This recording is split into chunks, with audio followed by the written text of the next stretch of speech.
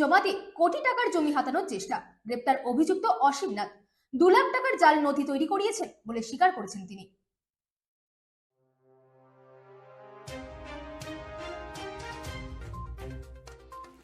নবদ্বীপে ভূমি দপ্তরে জাল নথি জমা দিয়ে মিউটেশন করানোর চেষ্টার অভিযোগে গ্রেপ্তার হয়েছেন অসীম নাথ নামে এক ব্যক্তি। তিনি 2 লক্ষ টাকার বিনিময়ে নবদ্বীপের কুঠিরপাড়া এলাকায় গোপাল দেবনাথ নামে এক ব্যক্তির মাধ্যমে জাল নথিগুলি তৈরি করিয়েছেন বলে স্বীকার করেছেন।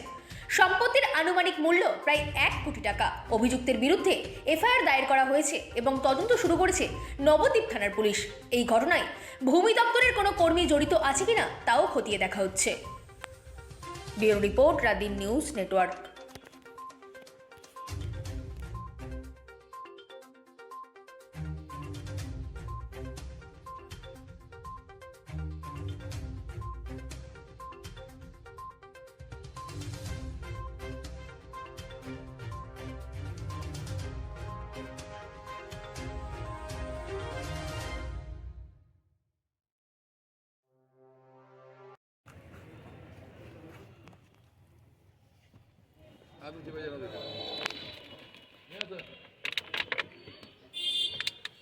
কি বলবেন কালকে আপনার বিরুদ্ধে যে অভিযোগ?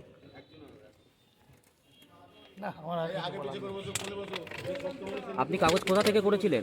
কাগজগুলো কোথা থেকে করেছিলেন? কে করে দিয়েছিল কাগজ?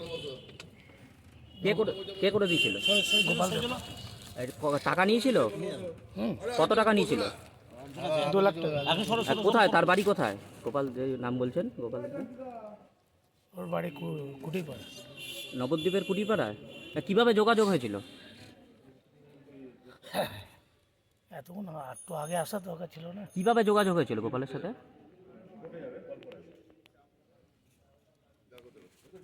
উনি আর কি করে দিয়েছিল আপনাকে? টোটাল পেপারটাই করেছিল।